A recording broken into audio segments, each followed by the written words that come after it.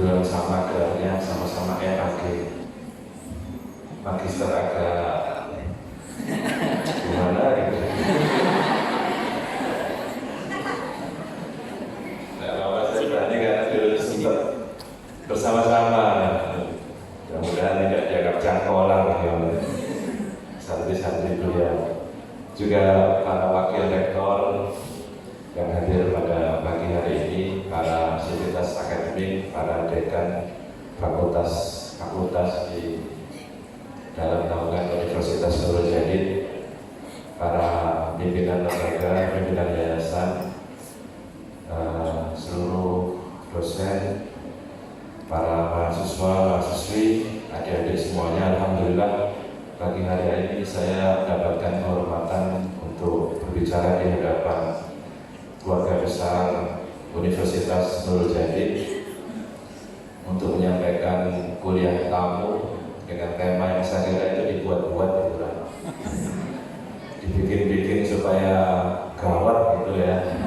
Ada intinya, mungkin saya harus, memang ini cara Kiai Hamid untuk memberikan kesempatan kepada saya secara pribadi untuk menyampaikan terima kasih sedalam-dalamnya kepada seluruh keluarga besar Universitas Nurul Jadid dan Pondok Pesantren Nurul Jadid yang harus diakui sudah memberikan kontribusi yang luar biasa sehingga bisa menempatkan saya menjadi wakil ketua DPRD Provinsi Jawa Barat.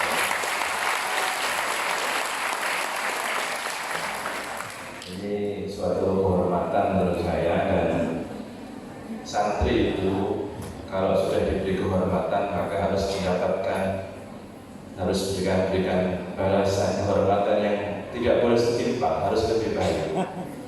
Wa idza huyyitum bi tahiyyatin fa hayyu bi ahsana minha. Tidak boleh al-duha. Kalau al-duha itu kan seperti bisnis itu, impas ya.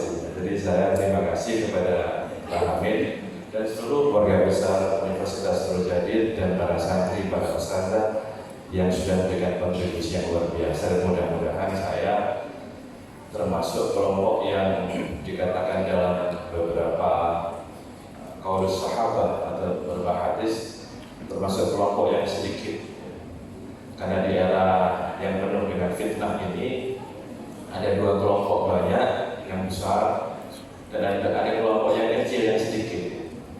Yang banyak itu adalah ada beberapa kategori. Kathurat umara'ukum wa qallat umana'ukum. Banyak pejabat di negeri ini, banyak pejabat di era sekarang itu, tetapi sedikit yang bisa menjalankan amanah dengan baik. Semoga saya didoakan oleh para santri Nurul Jadid dari kelompok yang sedikit itu. Semoga saya bisa mengemban amanah dengan baik, dan yang paling penting bisa memenuhi janji saya untuk memberikan penghormatan lebih dari penghormatan yang saya terima pagi hari ini. Dan saya kira sudah cukup begitu lah. Kalau para santri itu enak, nggak perlu kalam itnam, ijaz itu sudah cukup. Saya ngerti maksudnya. Hadirin sekalian, adik-adik mahasiswa, terima kasih. Saya rasa tetap saya harus punya tanggung jawab moral untuk menyampaikan hal yang menjadi topik dari kuliah kita pagi hari ini mengenai apa yang saya katakan bahwa kata kunci dari tema yang gawat itu adalah moderasi. Moderasi itu sesuatu yang menurut saya adalah makanan kita semuanya. Moderasi atau moderat itu sesuatu yang oleh Allah Subhanahu wa Ta'ala sudah sematkan identitas itu kepada kita, bahwa kita adalah umat yang moderat. Moderat dalam bahasa Al-Quran disebut sebagai wasatiyah. Maka dzalika ja'alnakum ummatan wasatan litakunu syuhada'a 'alan nasi wa yakuna rasulu 'alaikum syahida. Nah, wasatiyah itu adalah identitas yang diberikan oleh Allah kepada kita sebagai umat. Kalau dalam bahasanya adik-adik mahasiswa kesehatan itu kan DNA kita itu atau kode genetik kita itu adalah wasatiyah atau moderat. Karena itu menurut saya hampir seluruh teori-teori, seluruh praktek perilaku yang dicontohkan oleh para ulama atau para sahabat atau Rasulullah di masa lalu selalu menyembunyikan unsur atau menampakkan unsur yang sebagai moderator itu dalam banyak hal. Dalam praktek keagamaan misalnya, kita selalu menjadi bagian dari umat yang selalu mengambil jalan tengah antara ekstrim A dan ekstrim yang lainnya. Ada orang yang beragama itu terlalu over, disebut dalam Al-Quran sebagai al-ghuluw fiddin, over dalam beragama.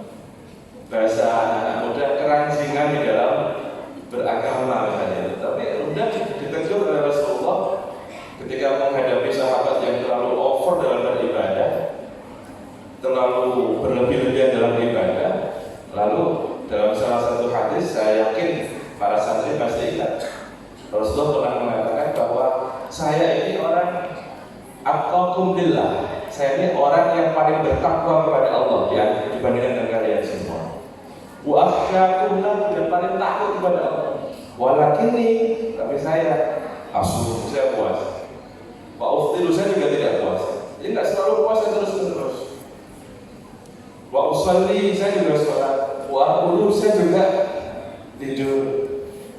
Wa atazawwajun nisa, saya juga menikah. Nah ini senang nih yang cowok-cowok ini. Atazawwajun nisa, nisa itu jamak. Dan yang aneh dan nisa itu adalah jamak yang tidak ada mufradnya. Coba saya mau tanya, apa mufradnya jamak itu? Tidak ada. Wa atazawwajun nisa. Makanya kalau dalam kamus mufradnya nisa itu adalah mar'ah. Jadi an-nisa mufradul mar'ah, atau mar'ah itu jamaknya nisa. Karena mar'ah pun juga tidak ada jamaknya. Itu artinya apa? Perempuan hanya ingin menjadi satu-satunya.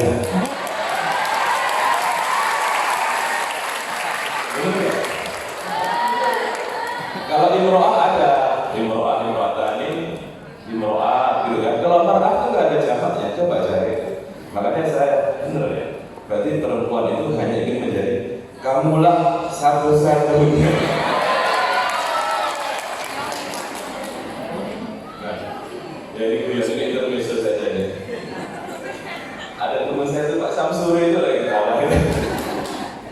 Pak Samsuri itu teman saya sama-sama mangkraknya di sini mengerjakan disertasi itu S3 tapi belum selesai. Nah, menurut saya watak dasar atau DNA atau kode genetik wasatiyah itu kemudian teraplikasi dalam hampir semua aspek pemikiran di dalam Islam, termasuk pemikiran mengenai politik.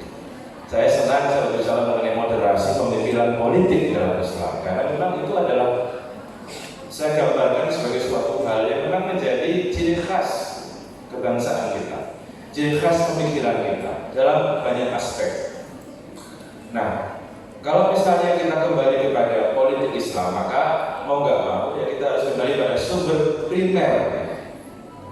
primer politik, pemikiran politik Islam itu ada dalam kitab-kitab salaf, al-kutub salaf, dan buku yang selalu menjadi referensi utama di dalam membahas mengenai politik Islam itu adalah kitab yang ditulis oleh Imam Al-Mawardi yang berjudul, masih ingat nggak? Judul kitabnya apa? Al-Ahkam As-Sultaniyah, selalu menjadi referensi utama. Kitab itu ditulis pada masa dinasti Abbasiyah. Satu prinsip yang menurut saya menjadi penting dan sampai sekarang mesti kita aktualisasikan adalah bahwa kekuasaan itu dalam pandangan Imam Al-Mawardi, al-imamah itu atau kekuasaan itu haruslah difahami sebagai al-imamatu mawdu'atun li khilafatin nubuwah. Jadi orang yang mendapatkan amanah menjadi pemimpin di masa sekarang itu, dalam perspektif dirinya, dia mengemban misi, melanjutkan misi yang diusung oleh misi kenabian. Mawdu'atun li khilafatin nubuwah. Tujuannya apa? Ada dua prinsip penting. Yang pertama adalah li hirasatid din, untuk menjaga keagamaan kita ini, wasiyasatid dunia, dan mengelola duniawinya. Makanya ada dua hal penting ya, dua prinsip penting yang kemudian harus menjadi dasar bagi siapapun yang mendapatkan amanah menjadi pemimpin di era sekarang. Dan saya yakin di antara yang hadir di sini suatu saat nanti ketika masanya tiba akan tampil sebagai pemimpin bangsa ini. Saya sekitar 20 tahun atau mungkin 30 tahun yang lalu ketika masih sama seperti adik-adik ini, saya sekolahnya di Pondok Pesantren Sukogiri, tidak pernah membayangkan bahwa suatu saat mungkin saya akan menjadi seorang politisi atau menjadi wakil ketua DPRD, tidak terbayangkan. Tapi saya menyiapkan diri untuk suatu saat ketika waktunya tiba, saya harus tampil dan menjadi wakil daripada santri di negara ini. Dan mungkin suatu saat nanti yang di sini pun juga seperti itu. Yang mar'ah tadi betul ya. Nah, dua prinsip utama itulah yang saya kira harus menjadi.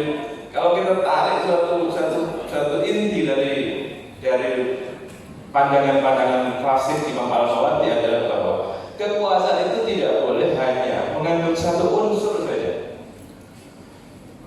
tapi harus dua-duanya. Apalagi kita yang memiliki background sebagai santri, sebagai umat Islam, yaitu untuk melanjutkan lihirasatiddin, orang yang mendapatkan amanah dari pemimpin, maka dia punya tanggung jawab untuk bagaimana menjaga agama ini agar praktek agama bisa berjalan dengan baik, menjaga kesucian agama, menjaga kemurnian agama, bukan malah menistakan agama, menjaga agama dari proses-proses penistaan yang dilakukan oleh orang-orang yang anti agama. Tetapi itu tidak cukup. Ini yang saya katakan Mas Satya, tetapi itu tidak cukup saja, tidak bisa kemudian kekuasaan itu dijalankan hanya dengan memberikan satu penekanan kepada satu unsur. Tapi yang tidak kalah pentingnya adalah bahwa kekuasaan itu harus diorientasikan untuk siasat dunia. Apa siasat dunia itu? Siasat itu kan dari fi'il madhi, sasa, ya susu, apa masdarnya? Jangan-jangan saya salah tadi. Jangan-jangan seperti kafara yukaffiru kufran.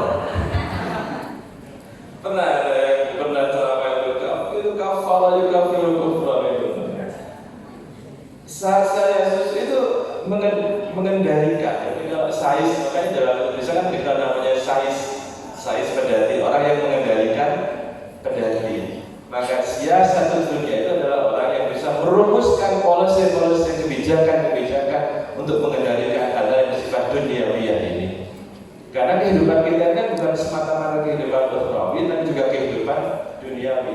Dan dunia itu adalah masru'atul akhirah. Dunia ini adalah tempat kita menanam kebaikan ya, untuk kemudian kita tuai nanti di akhirat nanti. Oleh karena itu, saya kira tidak bisa, jangan kemudian terpukau atau mungkin kita tergoda. Hari-hari ini tentu saya ngomong lebih panjang soal itu. Hari-hari ini kita anak-anak muda sekarang kita ini sedang menghadapi tantangannya sendiri. Apa tantangannya itu? Kegairahan untuk beragama, tapi dalam batas-batas yang melampaui batas-batas wasatiyah yang saya katakan tadi. Nah, oleh karena itu saya ingin ini menjadi perspektif kita bahwa politik Islam itu adalah politik yang bersumber, yang bertumpu, yang memiliki fondasi pada dua hal, bahwa kekuasaan yang kita raih nantinya itu haruslah diorientasikan untuk menjaga keagamaan kita pada satu sisi dan bisa mengendalikan urusan-urusan duniawi kita pada sisi yang lain. Pondok pesantren ini ya diniyah menjadi bagian dari cara kita untuk melanggengkan ajaran agama. Tetapi sarana-sarananya itu adalah duniawiyah. Saya diajak naik mobil golf oleh Hamid tadi itu ya, mobil golfnya itu ya duniawiyah. Harus dicari dengan cara-cara duniawiyah, dikendalikan dengan cara-cara duniawiyah. Tapi materi substansi ajaran yang diajarkan dalam universitas ini adalah cara kita untuk menjaga agama kita. Saya kira ini menjadi penting dan tidak semua orang punya pandangan seperti itu. Kekuasaan tidak bisa diorientasikan hanya semata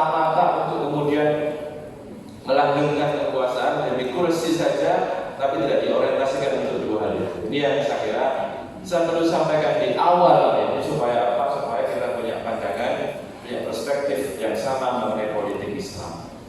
Nah, itu semuanya tergambar dengan sangat inspiratif ya, melalui perdebatan ketika bangsa ini akan dilahirkan.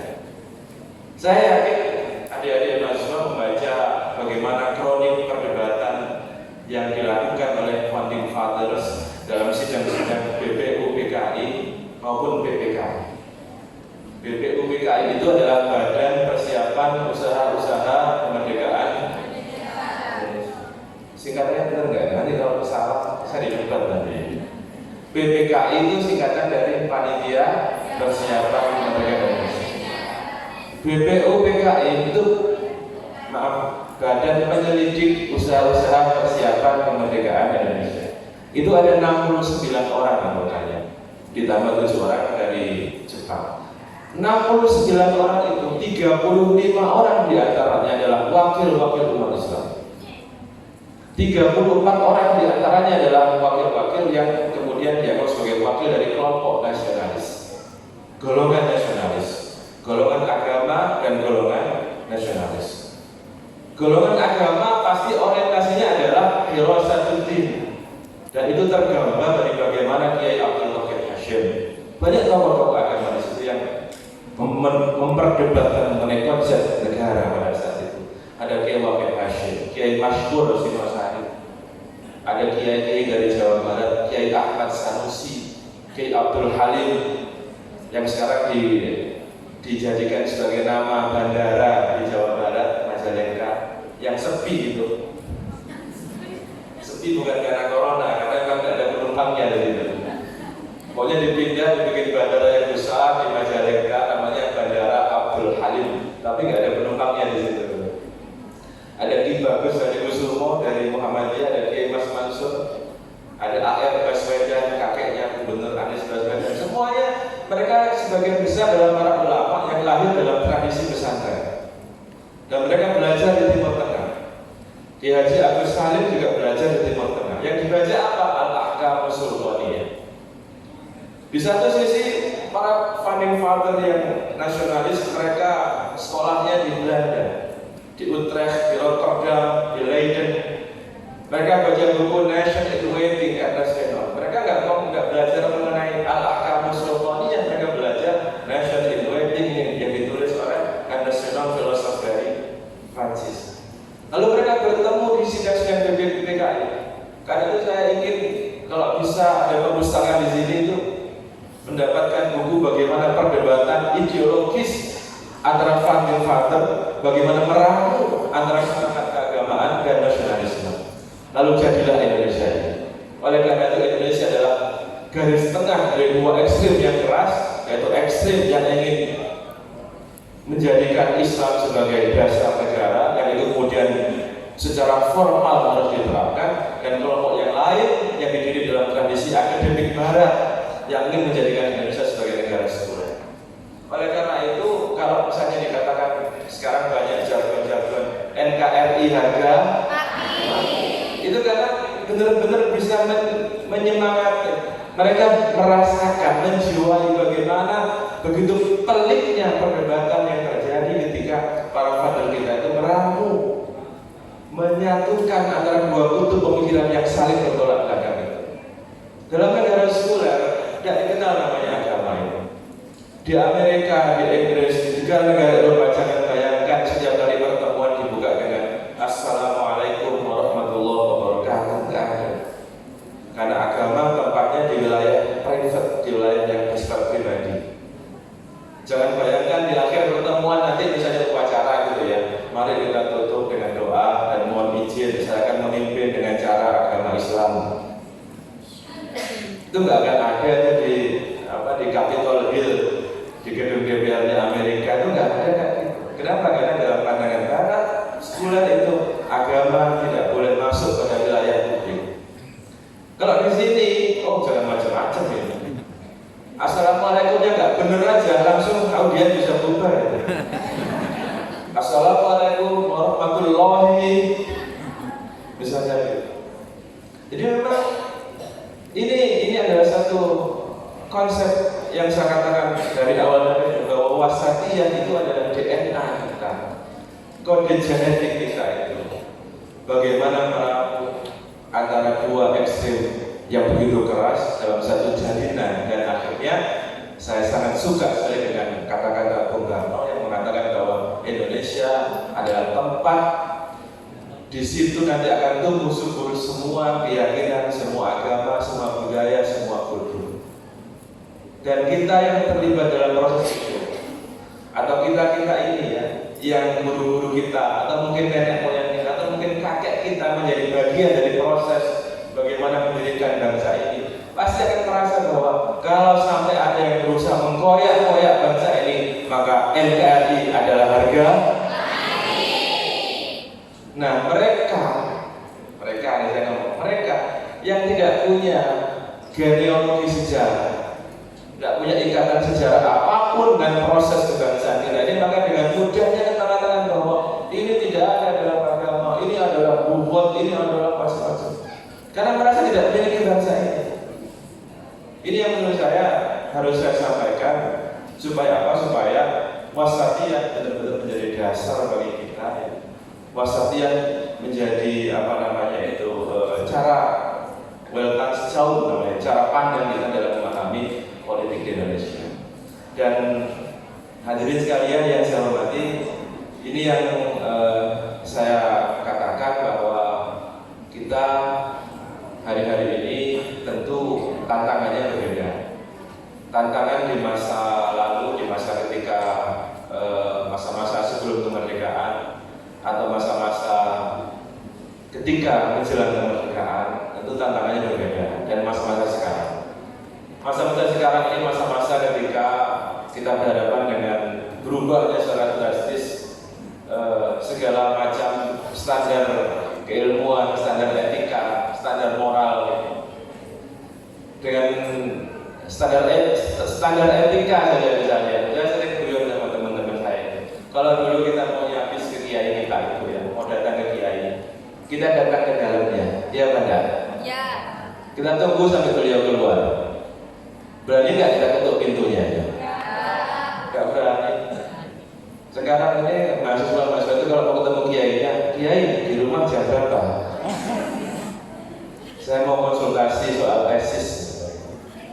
Jadi memang standar etika kita itu berubah, standar moral kita itu berubah. Ini tantangan anak-anak muda zaman sekarang, termasuk standar kita dalam memahami perspektif politik. Orang sekarang bukan lagi berpikir tentang politik, bukan lagi menjaga bagaimana apakah orang yang kita pilih itu benar-benar bisa menjamin bahwa agama, firasatuddin dan siasat dunia itu bisa terwakili oleh sosoknya. Kadang kita sudah berpikir seperti itu.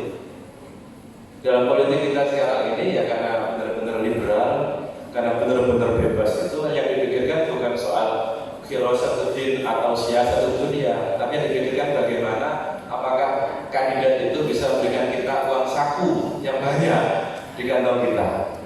Kira-kira begitu apa enggak sekarang ini? Ini yang menurut saya terjadi pelopor bahwa perspektif seperti ini harus kita kikis. Dengan cara apa? Dengan cara memberikan suatu pemikiran-pemikiran bahwa politik itu adalah salah satu cara bagi kita untuk bagaimana menjadikan agama kita ini sebagai ya'lu wa la yu'la alaihi. Ini penting saya kira. Saya sering bertemu dengan para ustaz misalnya.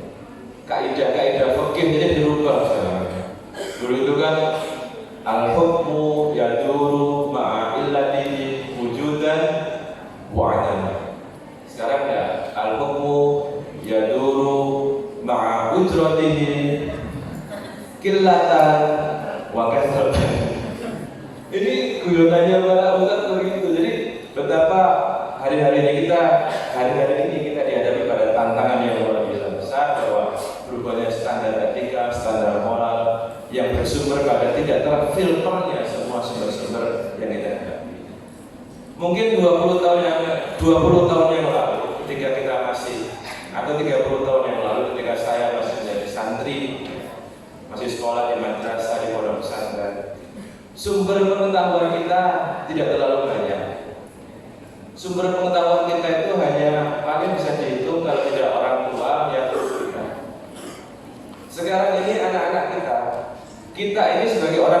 sudah tidak bisa lagi menjadi primary resource atas informasi yang mereka terima. Terkadang kalau kita mengatakan sesuatu, itu mereka bantah dan membantahnya dengan referensi yang tidak bersumber dari kita. Ini terjadi apa tidak sekarang? Terjadi. Nah, dan itu tidak bisa kita bendung. Tidak bisa kita menutup misalnya internet. Anak-anak kita itu sekarang meskipun nggak belajar bahasa Inggris, ngerti bahasa Inggris. Karena yang dilihat tiap hari itu YouTube. Terus nonton film di iFlix, di Netflix ya. Ya, tahu saya meskipun dari pesantren. Terus sudah punya akun Instagram, macam-macam lah. Sekarang itu dia anak saya itu kalau WA, kalau menghubungi saya tidak lewat WA atau lewat SMS, lewat Instagram. Message itu apa? Direct message. Dia ya, direct message dia. Rahmat tahu nggak direct message?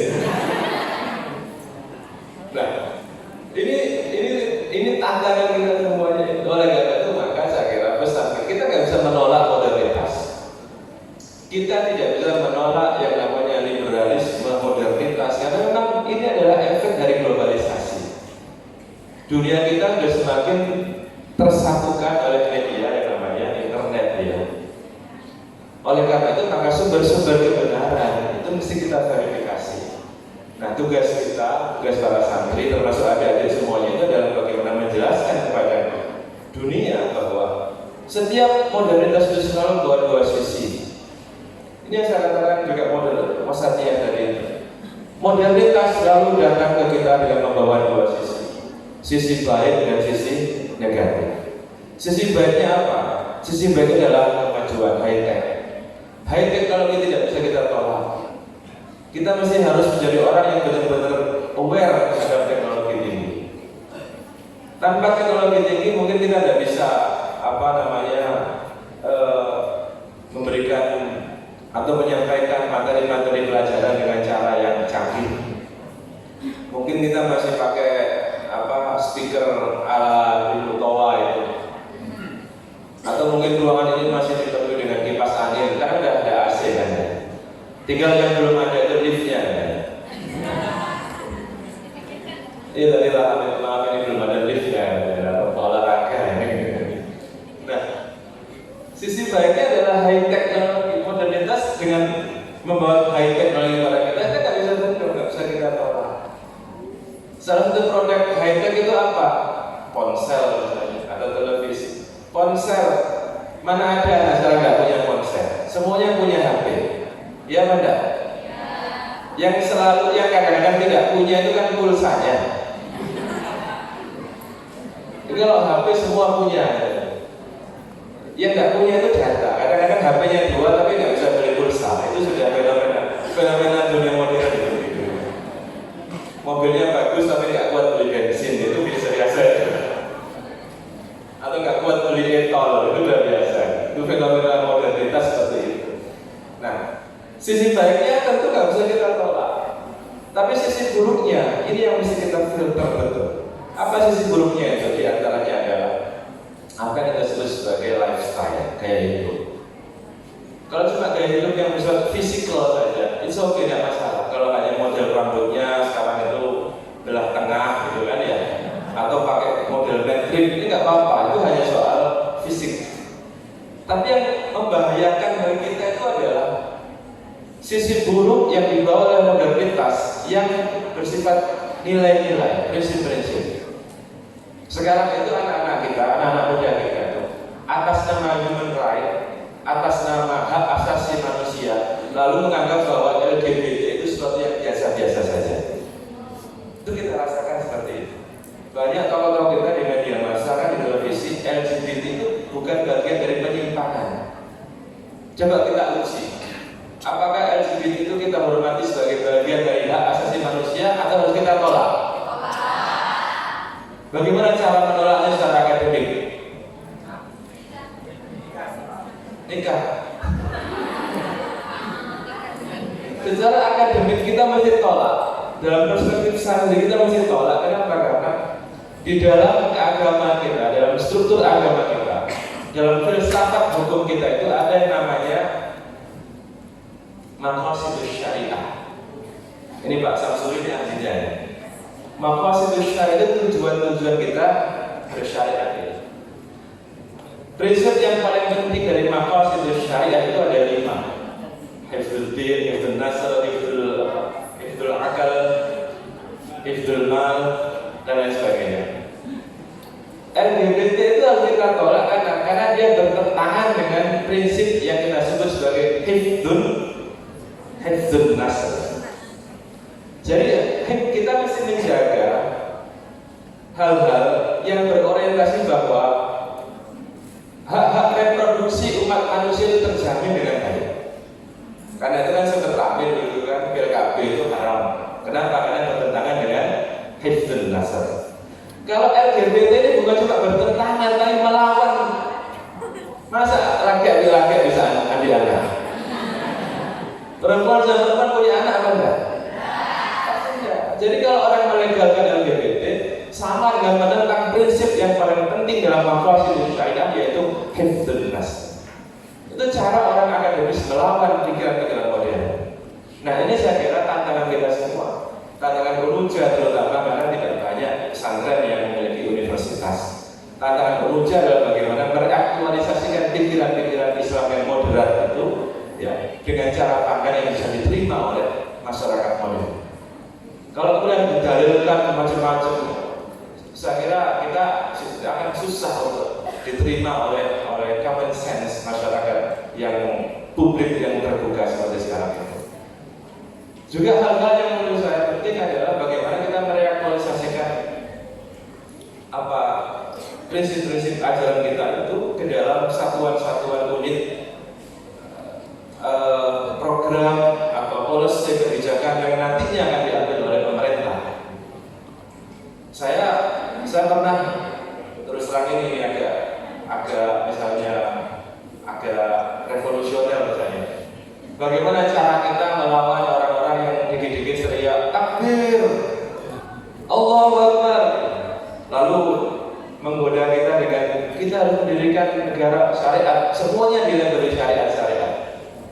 Semuanya dilabeli syariat, ada bank syariat, semuanya syariat. Ini sekarang itu laundry syariah ada. Benar laundry syariah, artinya kan bisa kan betul disucikan dulu, baru dimasukkan mesin cuci. Itu namanya laundry syariah. Hotel syariah sudah lama itu. Jadi kalau mau masuk suami istri itu harus menunjukkan buku nikah. Yang susah kalau istrinya banyak tadi itu. Karena kan prinsipnya kan buat azab buat nisa. Nah, bagaimana kita melawan masyarakat dengan pikiran-pikiran kita banyak loh, anak-anak kita ada kita tergoda dengan pikiran itu. Solusi kehidupan kita itu adalah kita kembali pada syariat. Jadi memangnya selama ini kita nggak pernah bersyariat apa? Tetapi kita nggak bisa hanya bersilat lidah di media sosial, Twitter dan lain sebagainya yang nggak jelas, yang tidak terverifikasi kebenarannya. Saya rasa sebagai insan akademik, maka kita mesti merumuskan suatu gagasan bahwa banyak hal yang bisa kita lakukan aktualisasi atau rethinking ya, memikirkan kembali konsep-konsep keagamaan kita. Saya ambil salah satu contoh saja. Ketika kuliah di S3 dulu, saya sempat belajar juga dikit-dikit mengenai maqasidus syariah, Jasad Auda, atau sekarang pemikir yang paling kontemporer itu kan namanya Ahmad Ar-Rusuli. Ahmad Ar-Rusuli itu pikirannya sangat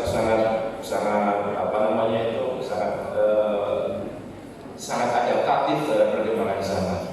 Kalau di zaman dulu kan kita mungkin pernah baca Asy-Syatibi ya, tapi di era sekarang ini eranya Jasad Auda dan eranya Ahmad Ar-Rusuli.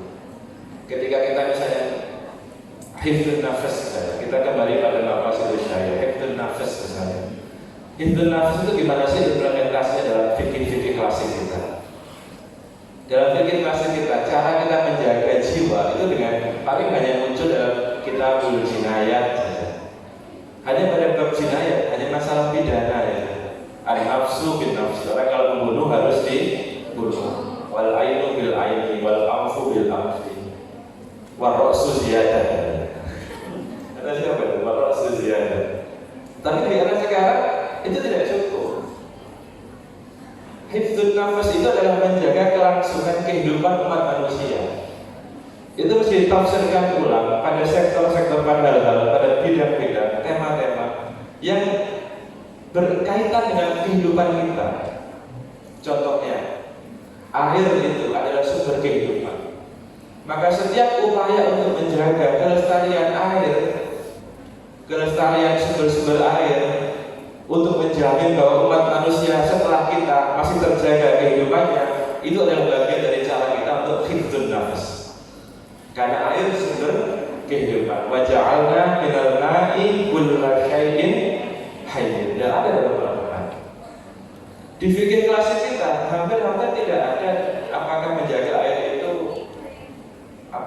itu bagian dari hifdzun nafas. Ini yang saya kira tanpa harus menggunakan label syariah, kita bisa merumuskan suatu pandangan-pandangan keislaman kita, pandangan-pandangan fikih kita itu untuk diimplementasikan bagi siapa atau oleh siapa? Oleh orang-orang yang sekarang ini sedang memegang jabatan-jabatan publik.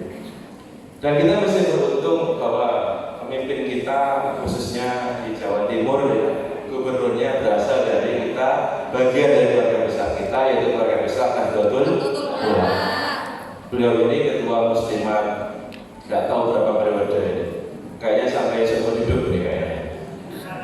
Beliau butuh kita beri masukan-masukan soal itu, bahwa berfikih bersyariat di era modern tidak harus dengan menggunakan label syariat, tetapi bagaimana merumuskan suatu konsep-konsep yang bersumber dari maqasid syariah untuk diterapkan dalam satuan-satuan kebijakan publik.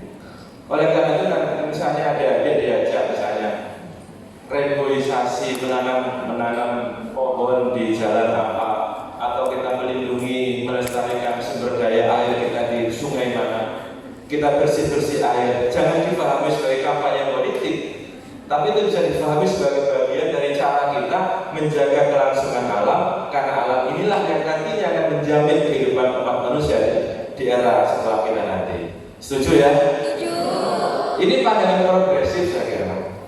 Sama dengan misalnya kalau misalnya saya nanya, kita ini ada di suatu tempat, mau wudhu terus gak nemukan air, bagaimana caranya? Nah, kalau jawabannya tayamum itu pasti konservatif itu. Itu jawabannya santri, itu bukan mahasiswa ya. Kalau jawaban mahasiswa itu ya kita carikan cara. Kita cari cara, kita berpikir, gunakan kemampuan berpikir kita. Mahasiswa teknik berpikir bagaimana caranya kita gali sumur di situ sehingga bisa kita gunakan untuk wudhu. Cara-cara yang revolusioner, yang progresif itu hanya bisa dimiliki oleh adik-adik mahasiswa. Ini menurut saya penting. Dan kalau cara-cara berpikir yang progresif itu bertemu simpul ya dengan orang-orang yang berada pada kekuasaan seperti saya ini, dulu lah. kan boleh berbangga hati gitu. Jadi kalau pikiran-pikiran progresif ada dari mahasiswa atau dari akademik, sisius akademik, dari teman-teman dosen yang bersumber pada tradisi keilmuan keagamaan kita, untuk kemudian kita terapkan sebagai public policy oleh para decision maker ya, apakah eksekutif maupun legislatif, saya kira ini akan menjadi sumbangsi kita yang luar biasa pada Indonesia kita ini. Amin Allahumma amin. Oleh karena itu saya motivasi adik-adik semuanya, mari kita berkarya. Jangan sampai kita kehilangan identitas keislaman kita, jangan sampai kita kehilangan identitas kesantrian kita, bahwa sumber-sumber agama kita ini masih banyak yang harus kita eksplorasi ya. Kita kita racik kembali. Tidak harus menjadi seorang mustahid kita racik kembali. Kenapa? Karena urusannya juga seperti kita ini hal-hal yang bersifat partikular, bukan soal-soal yang bersifat substantif. Pikiran-pikiran yang progresif dari adik-adik semua, dari para dosen, dari sivitas akademika, keluarga besar Universitas Trojadin, saya kira kalau kita seriusi ya akan bisa menjadi suatu kontribusi yang besar untuk bagaimana membangun keislaman di Indonesia yang khas ini. bukan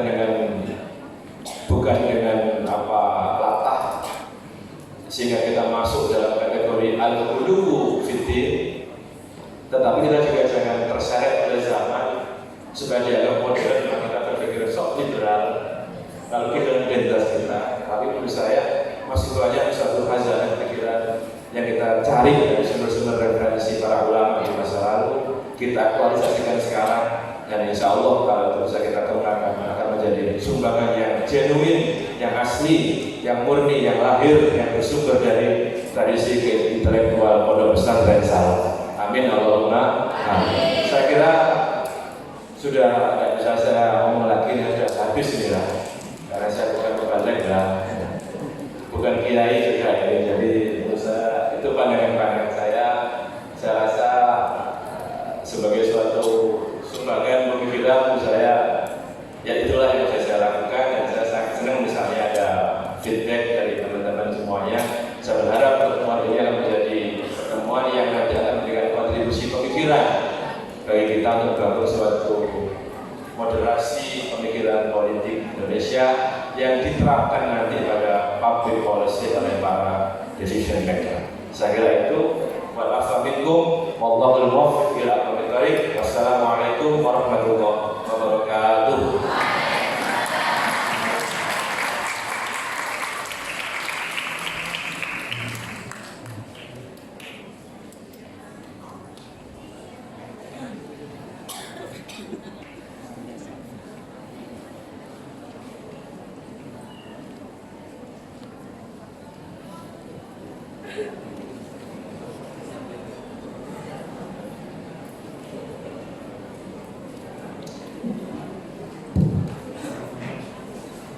Disampaikan terima kasih. Dilanjutkan acara selanjutnya, pemberian cenderamata dari Universitas Nurul Jadid kepada narasumber kita pada pagi hari ini. Berkenan memberikan cenderamata Bapak Rektor Universitas Nurul Jadid didampingi Wakil Rektor dan pimpinan Yayasan Pondok Pesantren Nurul Jadid. Kepada yang bertugas disilakan.